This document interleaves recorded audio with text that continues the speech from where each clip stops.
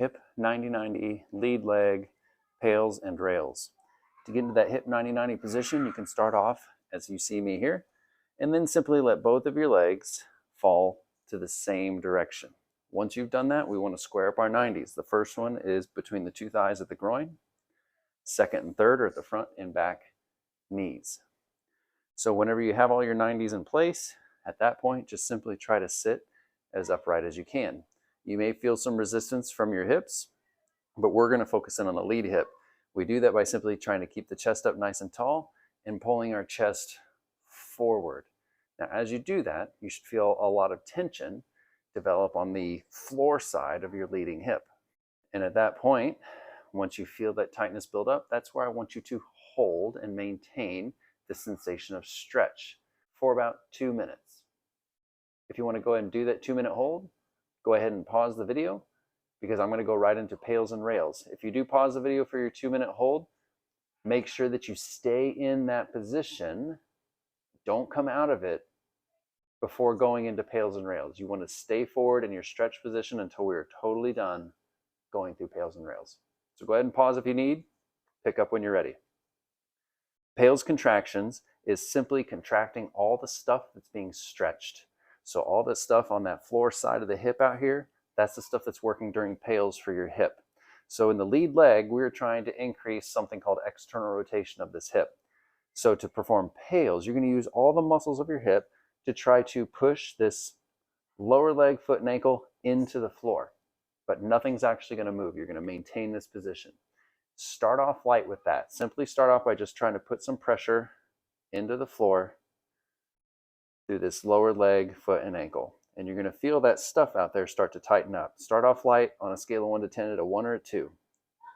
Now bring it up to a 3, then a 4, a 5. So you're pushing about 50% as hard as you possibly can. You're halfway there.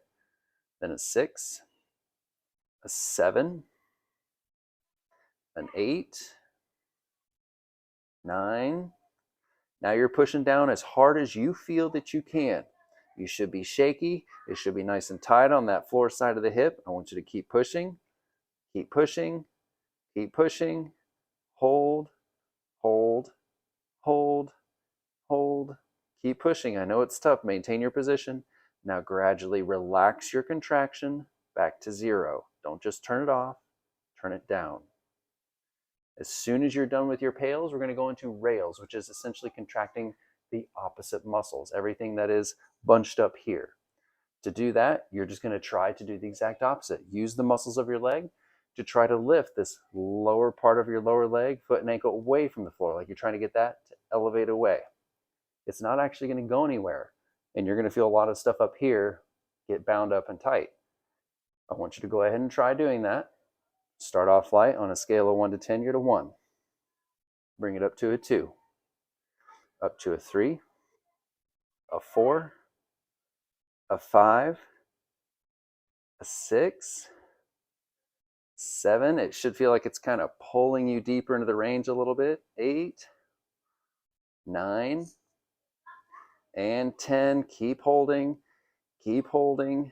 It's tough. This one's very tough. Rails are hard. I want you to keep pulling,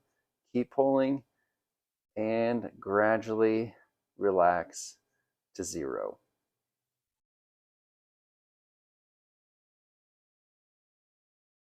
If you're performing more than one cycle through pails and rails contractions, it's important that you stay forward in your stretch between those cycles. Again, you don't want to back out of the stretch until you're totally done with your pails and rails. Once you are done, take a few seconds, just kind of breathe, calm your body down, take in the range that you've probably gained, and then slowly come out of the stretch.